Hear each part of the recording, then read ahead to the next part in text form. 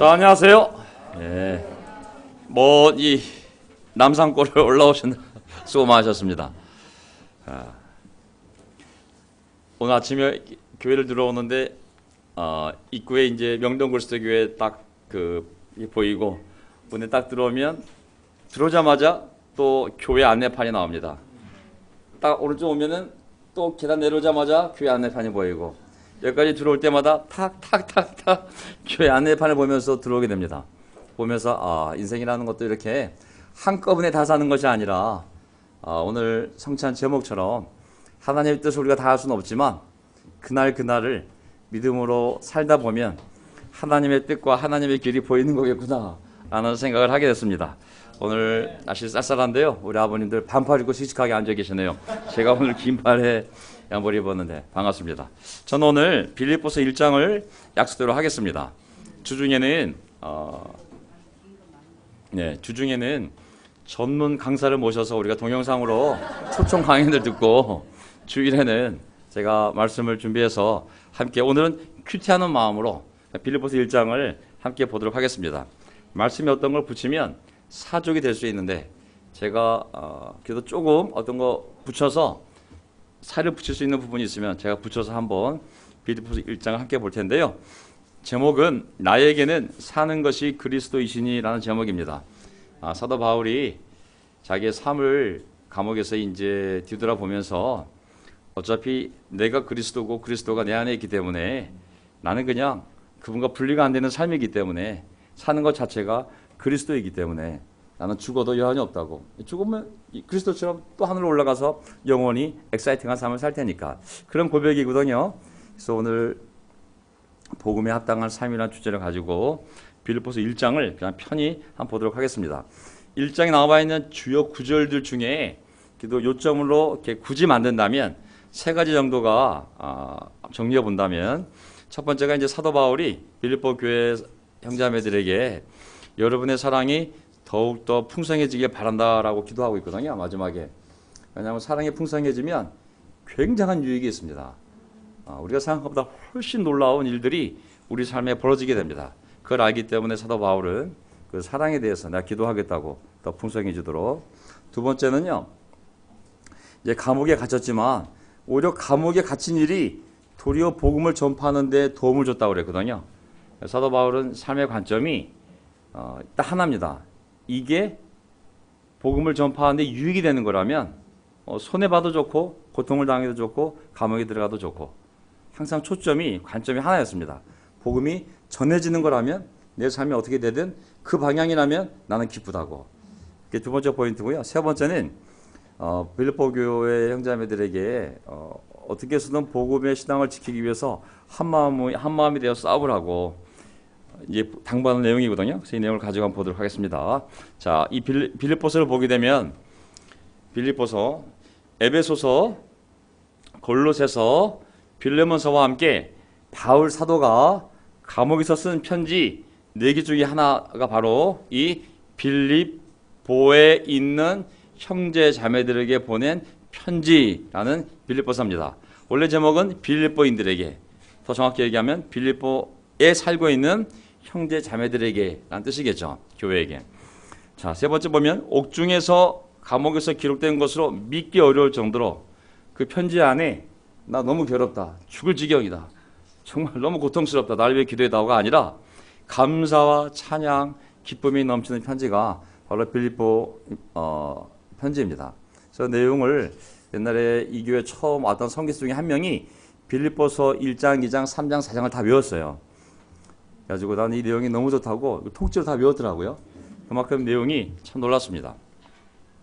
그 다음에 쓴 장소는 당연히 옥중 서신이다 보니 로마 감옥에 있던 2년 기간 중에 아마 죽음을 얼마 앞두고 쓴 편지라고 생각하고 있습니다.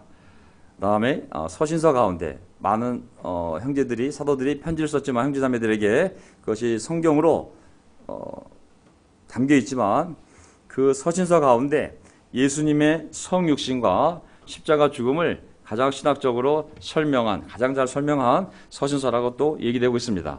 그래서 오늘 이런 배경을 가지고 빌립보서를 함께 큐티하는 마음으로 편하게 한번 읽어보겠습니다. 빌립보서 1장 1절.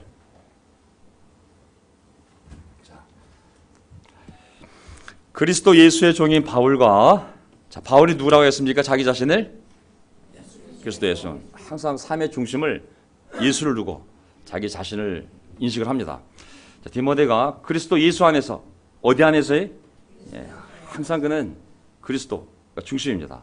빌립보에 살고 있는 모든 성도들과 감독들과 집사들에게 이 편지를 씁니다. 항상 일정한 폼이거든요. 항상 바울은 정말 사도답게 내 삶의 중심, 그와의 관계 속에서 나를 인식하고, 그 다음에 나의 삶의 행위 오직 그리스도 예수 안에서의 믿음 안에서. 자, 세 번째 보면 누구냐면 빌립보 교회에 있는 교회에 보냈는데 모든 성도, 감독, 집사들이잖아요. 그렇죠? 자, 잘 보세요. 교회 안에는 계급이 있어요, 없어요? 교회 안에 계급이 있으면 돼요, 안 돼요? 예. 천주교는 계급이 있어요. 성직자 계급이 분명히 있습니다. 평신도, 성직자 딱 분리가 돼 있어요. 그래서 계급은 뭐냐면 신분이 딱 정해져 있어요. 신분, 등급, 위치, 서열이 교회 안에 딱 정해져 있어요. 교황님, 추기경, 대주교, 주교, 신부, 사제, 평신도, 성찬도 틀립니다. 하지만 성경에 보면 모두가 하나님의 제상들입니다. 오직 하나님 주신 은사에 따른 직분만이 있지 이런 신분과 등급과 위치와 서열이 있으면 안 됩니다. 감독, 장로 한 직분이죠. 똑같은 형제자매지만 하나님의 은사를 주고 기능을 맡긴 겁니다. 목사와 교사도 마찬가지입니다. 그리고 집사. 그래서 우리가 이 교회 안에 어떤 군대 계급 같은 그러한 하이어라키, 계급 사이를 만들면 절대 안 됩니다. 우리 하나님의 자녀들이요, 그냥 제자들이요, 똑같은 제상들입니다. 다만 은사에 따른 직분만을 서로 존중하는 것뿐입니다. 아멘. 예. 2절. 하나님 우리 아버지와 주님 예수 그리스도께서 내려주시는 은혜와 평화가 여러분에게 있기를 빕니다. 항상 일정한 편지체인데요. 여기 보세요. 저는 뭐 굳이 이걸 붙일 필요 없는데 꼭 확인해 보고 싶었어요. 여러분들과 함께. 우리가 기도할 때 하나님 할 수도 있지만 예수님처럼 하나님 아버지라고 기도하지 않습니까? 믿지 않는 사람들은 신이시여 라고 하지만 우리는 아버지라고 부를 수 있는 특권이 있습니다. 아버지. 하나님이 언제 우리의 아버지가 되시는가? 세례받고 성령을 받을 때 우리는 그 영에 의해서 나도 모르게 내가 의식하고 있지만 용기를 갖고 하나님을 아버지라고 부릅니다. 로마서 8장 14절 15절을 보게 되면 하나님의 영으로 인도함을 받은 사람은 누구나 다 누구의? 하나님의 자녀라고 했습니다. 하나님의 영이 있다면. 여러분 또다시 두려움에 빠뜨리는 종살이의 영, 항상 두려움 속에서 주인을 생각하며 이래야 되는데 두려움에 빠뜨리는 종살이의 영을 받은 것이 아니라 자녀로 삼으시는 영을 받았습니다. 그래서 우리는 그 영으로 하나님을 아버지라고 부릅니다. 예수님도 기도할 때 아버지라고 불렀습니다. 아이가 태어난 다음에 그 아기가 어느 날 입술을 열어서 처음으로 아빠 라고 했을 때 그 아버지의 기분이 어떻겠습니까? 이야, 날 닮은 자식이 처음으로 아빠, 내 눈을 보고 아버지라고 했을 때 전 지금도 찬이가 저를 보고 아버지 그러면 쑥스럽습니다.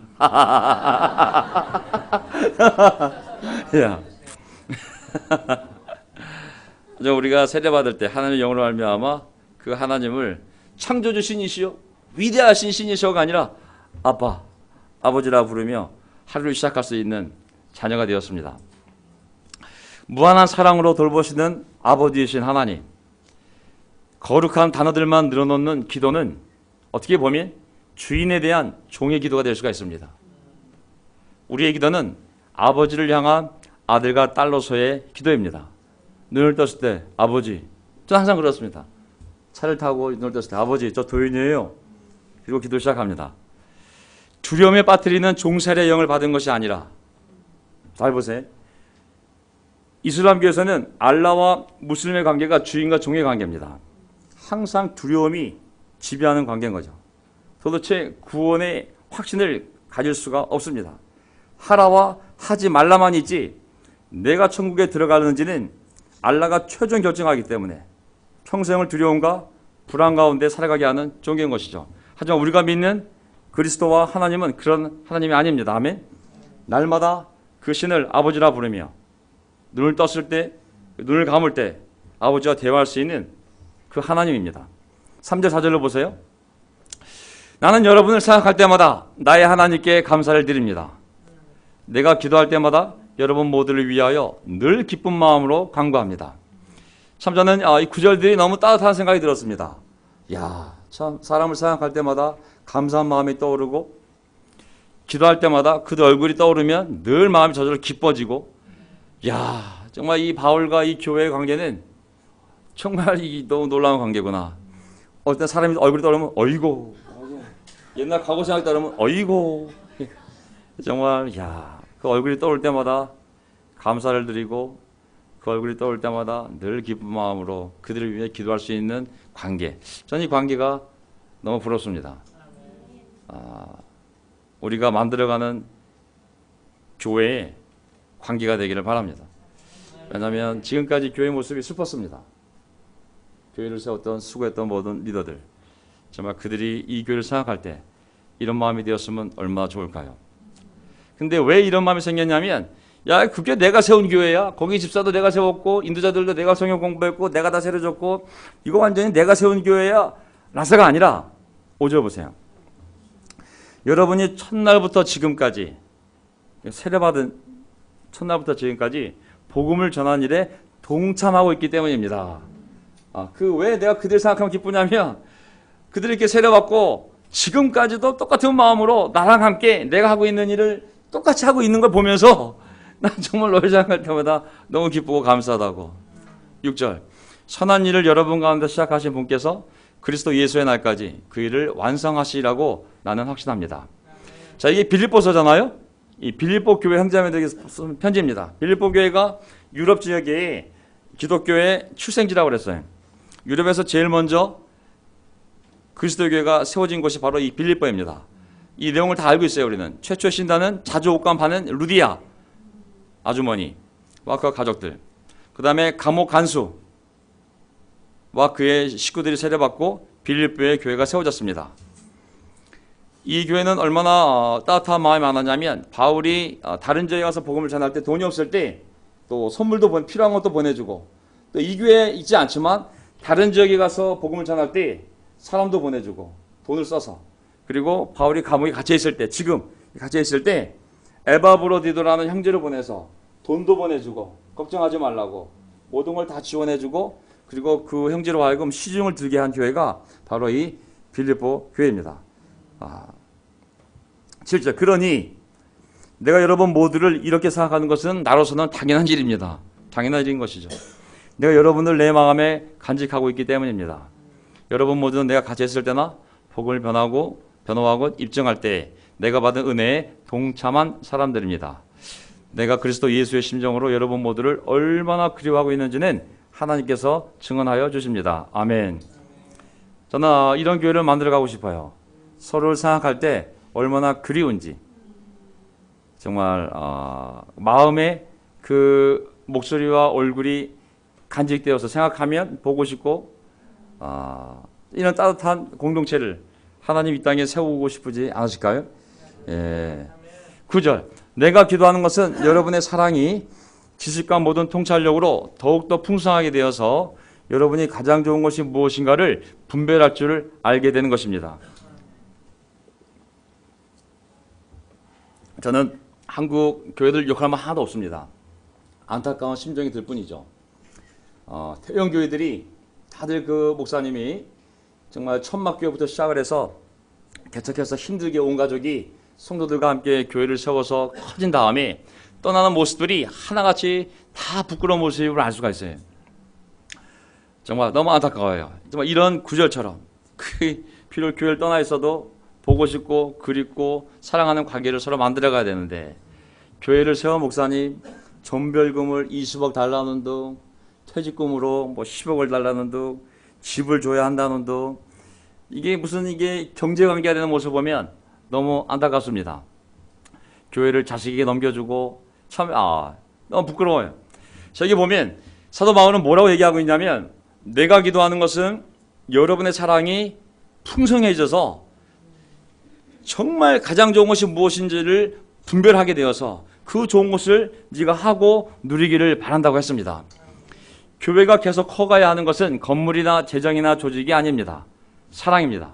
그것도 진리 안에서의 사랑. 풍성한 사랑이 없이는 가장 좋은 것이 무엇인지를 알 수가 없습니다.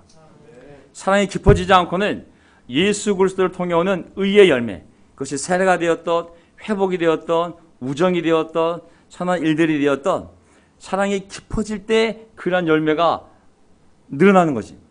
따라서 풍성한 사랑이 없이는 하나님께 영광도 돌려드리기가 어려운 것이죠.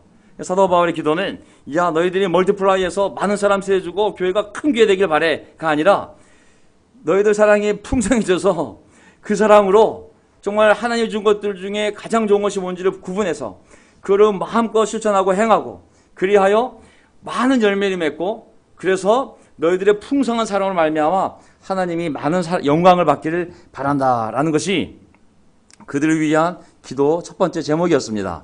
저도 우리 교회 무엇보다도 사랑이 점점 깊어지길 바랍니다. 아멘. 네, 여기도 뭐 지식과 통찰력을 통해서 사랑이 풍성해지기를 바란다고 했지만, 궁극적으로는 신학적인 지식도 아니요, 어떤 뭐 인사이트도 아니요, 궁극적으로는 우리의 사랑이 더욱더 깊어져서 그 사랑을 통하여 이런 놀라운 열매들을 많이 거두고 하나님께 많은 영광을 드리는 교회가 되기를 바란다고 했습니다. 그래야 여러분이 그리스도의 날까지 순결하고 흠이 없이 지내며 11절 예수 그리스도께서 주시는 의의 열매로 가득 차서 하나님께 영광과 찬양을 드리게 되기를 나는 기도합니다. 거꾸로 올라가면 시작이 뭐예요? 우리의 사랑이 깊어지는 거거든요. 사랑이 깊어지게 되면 하나님께 영광을 돌릴 수 있어요. 왜? 그 사랑을 통하여 의의 열매를 많이 맺기 때문에.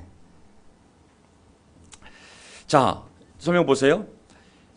바울이 그들에게 기도해 줄 수 있는 최고의 것은 그들의 사랑이 더욱 더 커가는 것입니다. 모든 선한 열매와 가장 좋은 것들은 바로 그 사랑으로부터 나오기 때문입니다. 제가 밑에 제 설명을 좀 달았는데요. 한국 기독교 교회들이 개독교라고 욕을 먹는 이유가 있습니다.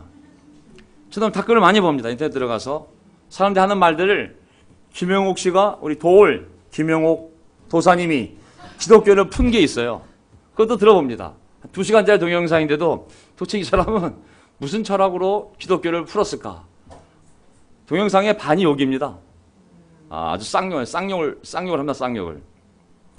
기독교를 반대하는 사람들이 제일 많이 쓰는 기독교 표현이 개독교입니다. 개독교. 개자가 들어가면 모욕이 되잖아요. 굉장히 기분이 나쁩니다. 왜냐하면 그리스도가 한자로 기독인데 예수님 하느님 아들의 성호를 그를 개로 묘사한 것은 굉장히 기분 나쁜 일이거든요.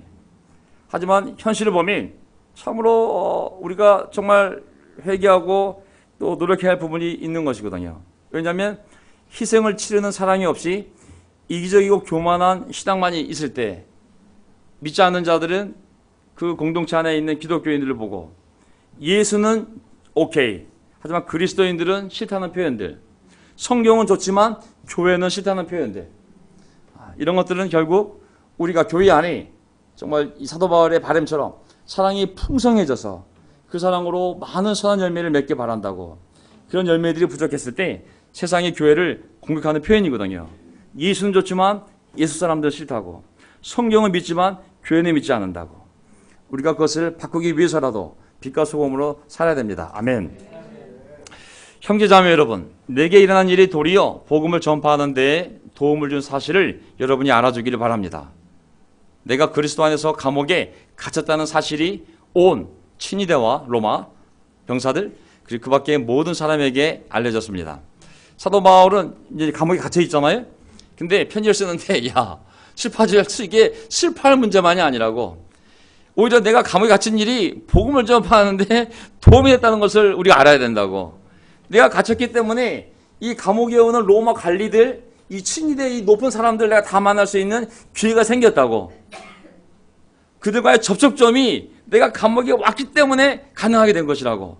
내가 돈 주고도 만날 수 없는 사람들, 내가 이거 어떻게 만날 수도 없는 사람들인데 감옥에 갇히는 바람에 그들을 만나게 되었고, 그들에게 말할 기회가 주어졌고 전할 기회가 주어졌다고. 마치 요셉이 감옥에 들어감으로 말미암아 이집트 황제의 최측근 관료를 만날 수가 있었잖아요. 그죠? 그래서 나중에는 왕위까지 나갈 수 있게 된 것처럼 오히려 감옥에 갇힌 것이 이게 슬픈 일만이 아니라고 오히려 복음을 전하게 되었다고. 이런 관점을 생각해 보면 바울이 참 얼마나 놀라운 사람인지 생각하게 됩니다. 오늘날 한국 교도소 감옥에 가면 종교인들도 많이 들어온다고 합니다. 간증을 들어보면 기독교인들도 많이 들어온대요. 장로님도 들어오시고 감옥에 목사님도 들어오시고 집사님들도 들어온답니다.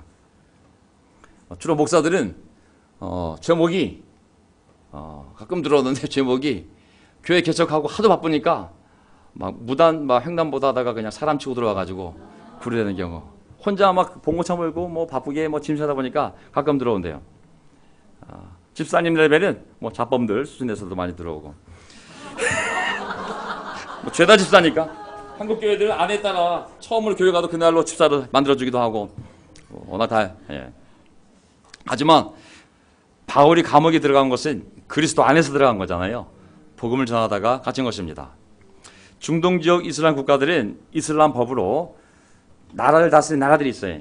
이게 국가지만 그 법이 다른 헌법이 아니라 이슬람법, 이슬람 쿠란으로 이 샤리아라는 그들의 법으로 이슬람 교리를 가르치는 나라들이 있어요. 지배한 나라들. 이란, 이라크, 이집트, 사우디, 예멘, 지금 400명 와 있잖아요. 예멘, 시리아, 요르단, 쿠웨이트, 카타르, 터키에서는 이슬람교 무슬림에게 복음을 전하면 바로 형무소에 갑니다. 중범죄, 아주 중범죄에 해당이 됩니다. 지금도 외국인에게는 오케이. 우리나라 이슬람 사람 아닌 외국 방문자들 전도해, 괜찮아. 하지만 우리나라 이슬람교인 전도하면 불법입니다. 사형에 처할 수도 있어요. 지금 미국 목사 하나가 터키에 갇혀 있지 않습니까? 복음을 전했다는 이유로. 인정보세요. 북한과 똑같습니다. 사도 바울은 복음을 전하다가 감옥에 갇혔습니다. 근데 그의 관점은 뭐냐면 내게 일어난 일이 도리어 복음을 전파하는 데 도움을 준 거라고. 영적인 관점의 중요성을 얘기하고 있습니다. 바울이 옥에 갇힌 것이 이방 세계의 복음을 전할 수 있는 기회가 되었다는 이 사고방식, 우리가 삶의 고난과 시련을 영적인 관점에서 보아야 하는 이유가 되겠습니다. 14절 보세요.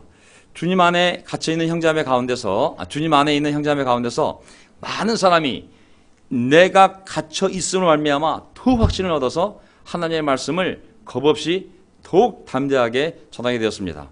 어떤 어려움이 올 때 사도 바울이 내가 복음을 전하다가 내가 이 감옥에 갇히고 이게 정말 얼마나 불공평한 일인지, 이게 아니라 두 가지 이름이 있는데 난 이 기쁘다고. 왜 기쁘냐면 비록 감옥에 있지만 하나는 내가 복음을 전해야 될 사람을 억지로 만날 수도 없는데 감옥에 들어왔더니 나를 보려고 로마대 친일 사람들이 다 와서 물어보는 거예요. 어쩌다 그렇게 됐어?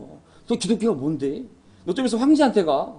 이게 거꾸로 사람들이 이게 돈 주고도 만날 수 없는 사람들, 이 로마의 친일 사람들을 만날 수 있고, 형제자매들은 내가 감옥에 들어오니까 오히려 용기를 내서, 보세요. 누가 와서 예수님의 제자라고 하면서 부끄러운 일을 저지르면 오히려 창피하고 의욕이 꺾이지만, 누가 와서 용감하게 증거하고 외치면 그것에 자극을 받아 나도 해야겠다는 마음을 가질 수가 있잖아요. 그런 일이 오히려 벌어지게 된 것이죠. 사도 바울이 감옥에 갇혔어. 사도 바울이 복음을 위해 감옥에 갇혔는데 내가 이렇게 살 수가 있겠어? 나도 복음을 전해야지. 이런 용기가 생기게 된 것이죠. 근데 15절 보세요. 어떤 사람들은 시기하고 다투면서 그리스도를 전하고, 잘 보세요. 복음을 전하는데 어떤 사람은 시기하고 다투면서 그리스도를 전하고, 어떤 사람들은 좋은 뜻으로 전합니다. 이런 사람이 있어요. 잘 보세요. 좋은 뜻으로 복음을 전하는 사람들은 내가 복음을 변하기 위하여 세우심을 받았다는 것을 알고서 사랑으로 그리스도를 전하지만, 시기하고 다투면서 전하는 사람들은 경쟁심으로 곧 불순한 동기에서 그리스도를 전합니다. 그들은 나의 감옥 생활에 괴로움을 더하게 하려는 생각을 품고 있습니다. 여기 보면 두 종류의 사람이 있어요.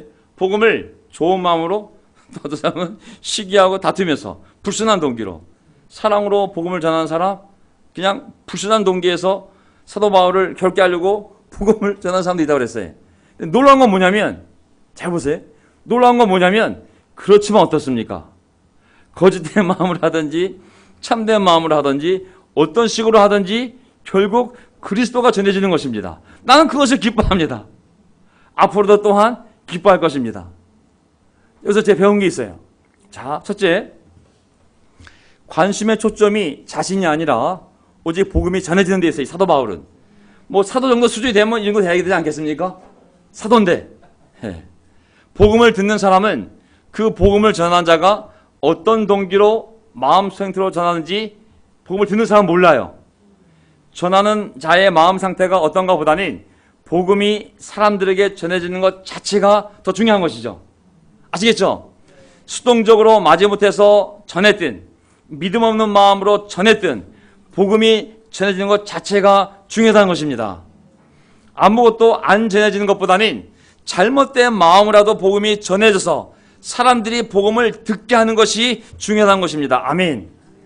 그래서 어떨 때 보면 꼭 좋은 마음으로 전도한 것이 아닌데 정말 짜증나는 마음으로 어쨌든 정말 어쩔 수 없이 정말 이거 실적만 아니었으면 정말 하는 마음으로 전도했는데 어떻게 온다 그래가지고 그 사람이 세례받고 잘 지는 경우가 있어요. 내 마음하고 아무 상관이 없어요. 정말 믿음도 없었고 정말 안 할 수도 없고 할 수도 없고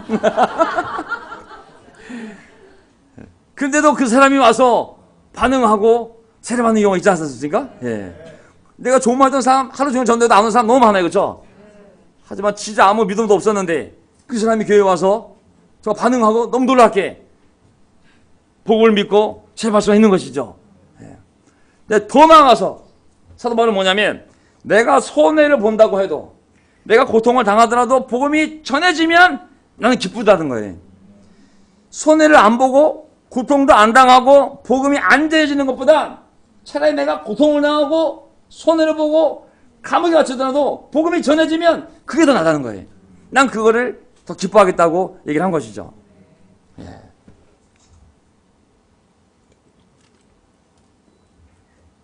어떤 식으로 하든지 결국 그리스도가 전해지는 것, 그것이 바울의 기쁨이 되었습니다. 전 개인적으로 이 말씀을 함께 보면서요, 물론 지금도 많은 기쁨이, 영적 기쁨이 있지만 교회를 기준으로 봤을 때 예전에는 기쁨이 주로 다 영적인 데서 왔거든요. 사실은 놀라울 정도로 방문자가 생기면 얼마나 기뻤는지 그 기쁨은 정말 이루다 말할 수가 없어요. 누군가가 내 초대를 받고 온다고 그랬을 때 얼마나 기뻤는지 들떠져 기분이. 누가 교회에 온다고 했을 때 얼마나 기뻤는지, 또 그거 온 사람이 내가 수영 공부 한번 해볼게 그 말이 얼마나 기뻤는지, 이야 뭐 내 인생도 아닌데 그냥 그 결정이 얼마나 기뻤는지, 그가 또 죄를 보면서 회개하겠다고 결정했을 때 또 얼마나 기뻤는지, 어느 수영 공부 하다가 제자 결정을 했을 때 또 얼마나 기뻤는지, 그가 제자로 삼고 나가 무상화했어요. 근데도 집에 가면서 얼마나 기뻤는지, 어떤 사람이 복음을 위해서 내가 기꺼이 직장을 옮겨보겠다고 했을 때 얼마나 기뻤는지. 참 옛날에 내 삶의 그 기쁨의 많은 부분이, 내 삶은 힘들었는데 어떤 사람이 영적인 반응을 할 때 그것이 참 내 삶의 많은 기쁨의 영역을 차지했음을 기억하게 됩니다. 또 내 삶 안을 봐도 다른 게 기쁜 게 아니라 큐티가 잘 되기도 얼마나 기뻤는지, 또 기도를 많이 잘 돼도 너무 기뻤고, 또 생글 자매들하고 데이트를 일주일에 3번, 4번 한 때가 있었어요. 그러면서도 뭐 코피 싹 흘려도 정말 기쁘다. 자매들이 이렇게 교제하면서 격려를 받고 교회에서 기뻤고, 또 정말 생판 모르는 사람인데도 정말 그냥 단도 100원도 나한테 도움이 안 돼. 전화번호 하나 알려준 것만도 주님 너무 감사합니다. 이야, 그게 정말 큰 기쁨이 되었고, 옛날 삶 생각해보면 돈 되는 건 하나도 없었어요. 사실은 죄다 돈 들어가는 거예요. 방문자가 와도 돈 들어가. 온다가 해도 정말 다 밥 사줘야 돼. 시험 공부 잡혀도 내 돈으로 밥 사줘야 돼. 하지만 그 방문자 하나 온다는 게 얼마나 기쁨이 되었는지, 정말 남을 위해 돈이 많이 들어가는 인생을 살았습니다. 경제적으로 많이 손해보는 인생을 살았습니다. 우리 형제자매들이 남들을 위해 돈과 시간을 더 많이 썼지만 사실 정말 기쁜 삶이었습니다. 어쩌면 프레셔에서 한 적도 있지만 그래도 그 결과를 보면 사도 바울이 얘기하잖아요. 좋은 마음으로 전했던지 나쁜 마음으로 전했던지 시기하는 마음으로 전했던지 경쟁심으로 전했던지 간에 나를 괴롭히려 전했던지 간에 난 복음이 전해지면 난 좋다고. 왜? 그리스도가 전해지니까. 20절, 나의 간절한 기대와 희망은 내가 아무 일에도 부끄러움을 당하지 않고 온전히 담대해져서 살든지 죽든지 전과 같이 지금도 내 몸에서 그리스도께서 존귀함을 받으시리라는 것입니다. 잘 보세요. 나의 간절한 기도와 희망은 내가 부끄러움을 당하든 상관없다고. 그냥 내 몸에서 그리스도께서 존귀함을 받으시라는 것입니다. 저는 이걸 보면서 모든 교회들, 모든 운동들, 기독교 운동들, 신앙의 가장 중요한 목표와 동기는 이 신앙의 순결함인데 그 기준이 뭐냐면 바로 이거예요. 내 간절한 기도와 희망이 누구를 높이고 싶은 것인지, 누가 찬양받기를 원하는 것인지, 이게 우리 신앙의 순결함과 중요한 관련이 있습니다. 사도 바울은 내가 세운 교회가 어떻게 되게 아니라 오직 내 몸을 통해서, 내 삶을 통해서 예수 그리스도가 전해지고 높아지기를 바라는 마음이었거든요. 자 보세요. 우리가 끊임없이 초점을 맞춰야 하는 것은 복음이 전해지는 것입니다. 아멘. 직장, 집, 여러 가지 먹고 살면서 신경 쓸 게 많이 있지만 초점은 복음이 전해지는 것. 그리고 우리가 끊임없이 높여야 할 대상은 어떤 운동도 아니고 위대한 인도자도 아니고 목사도 아니고 장로도 아니고 그 그룹도 아니고 오직 예수 그리스도입니다. 아멘. 우리 초점이 복음이 전해지는 것이 아닌 것에 간다면, 우리가 높이고 있는 대상이 우리 운동이거나 우리 교회의 이름이거나 우리의 탑 리더가 된다면 우리의 신앙의 순결성을 상실한 것이죠. 우리가 왜 이 운동이 어려워졌을까요? 왜 한때 우리 운동이 하나님의 혹독한 징계의 시련을 당했을까요?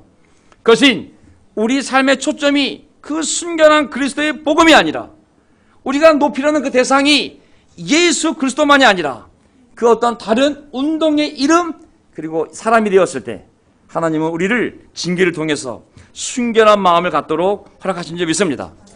우리는 복음으로 돌아왔고 다시 오직 예수 그리스도와 놀라운 순결한 관계를 맺도록 하나님이 우리를 훈련시키신 줄 믿습니다. 아멘.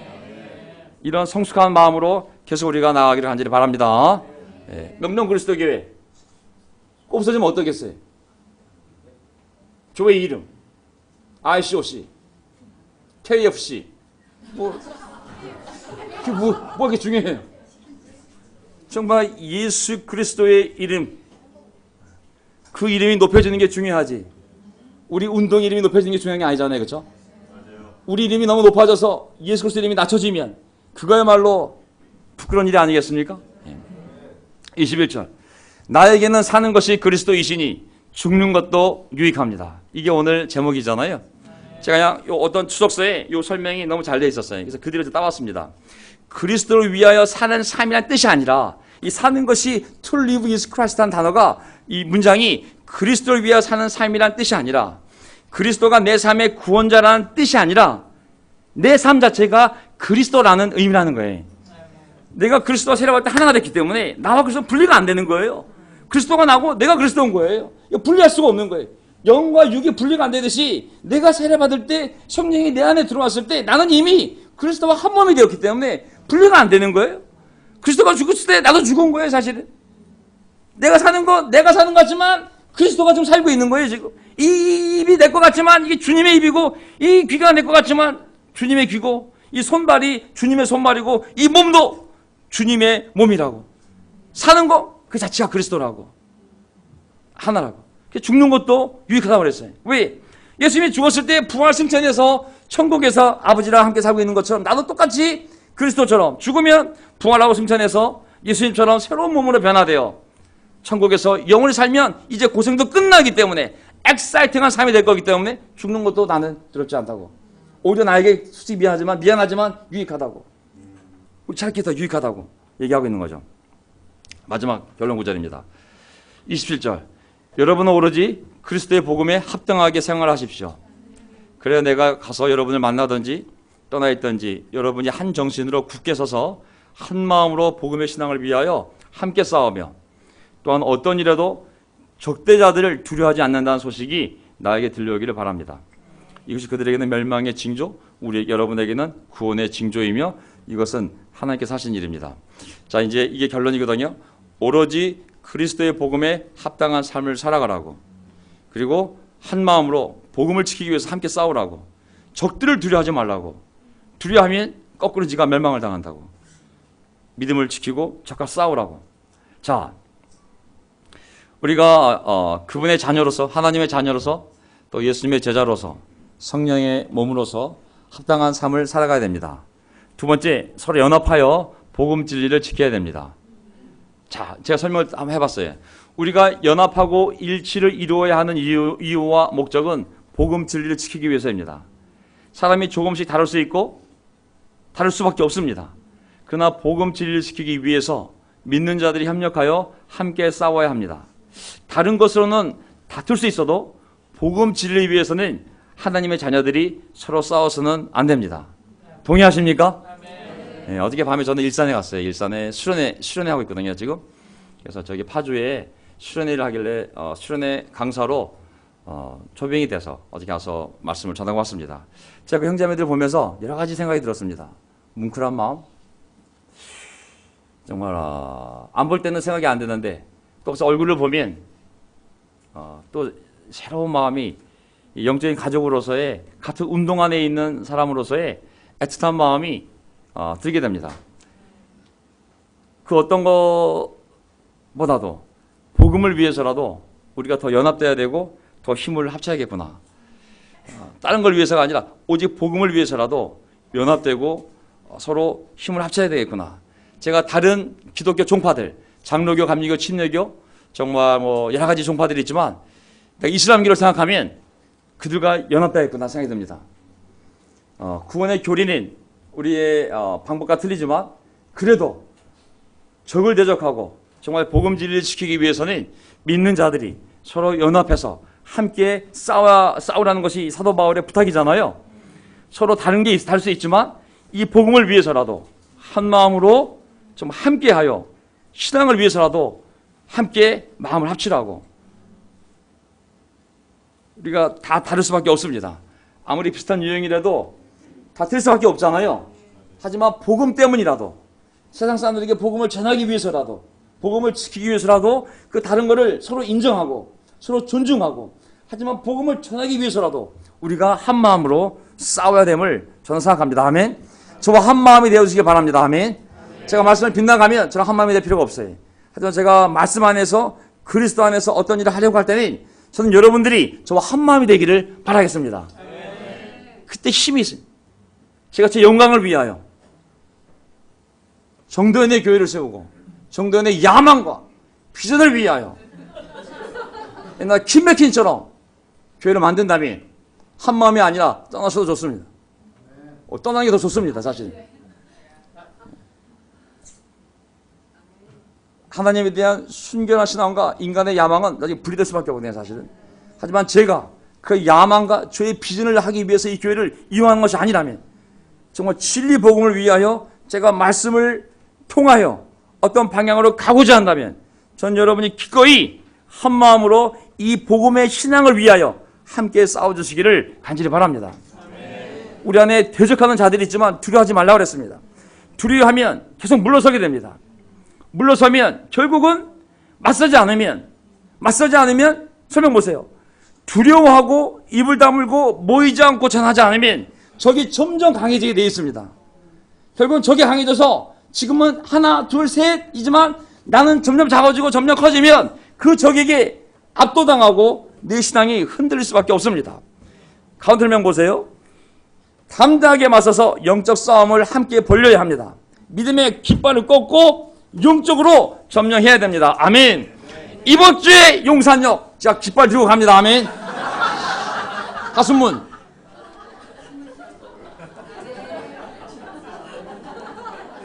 점령해야 됩니다. 저에겐 꿈이 있어요. 대한민국에서, 서울 땅에서 가장 좋은 건물은 우리가 깃발 꽂습니다. 이마트 고객만족센터 전부 제자만족센터 바꿔버립니다. 믿음의 깃발을 꽂고 교회 간판 걸지 않지만 우리만 아는 믿음의 깃발을 꽂고 점령해서 기도하면 우리 땅이 됩니다. 안 가면 그들 땅, 가서 기도하면 우리 땅. 그렇게 영적인 영역을 넓혀가야 됩니다. 안 모이면 그들이 점점 강해지. 인천에서 퀴어 축제, 호모들 축제를 벌여요. 축제들. 우리가 가만히 있으면 그들이 더 크게 소리를 내서 나중에 그들이 문화가 되고 그들이 진실이 되고 오히려 죄가 사회의 문화가 되어버리거든요. 우리 두려워하면 안 됩니다. 우리 결혼부 형제들 직장 때문에 아이 때문에 정말 쉽지 않은 삶을 제가 알고 있지만 우리가 할 수만 있다면 깃발을 들고 꽂고 점령하고 기도해서 하나님의 영적 교회를 세우고 많은 사람들이 교회에 올 수 있도록 이 사랑의 공동체를 함께 만들어갔으면 좋겠습니다. 이게 마지막 구절입니다. 하나님께서는 여러분에게 그리스도를 위한 특권, 즉 그리스도를 믿는 것뿐만이 아니라 그리스도를 위하여 고난을 받는 특권도 주셨습니다. 저는 그 특권을 저와 여러분이 함께 누리고 사용해서 하나님께 많은 영광을 돌려드리는 9월, 10월, 11월 달이 되기를 바랍니다. 감사합니다.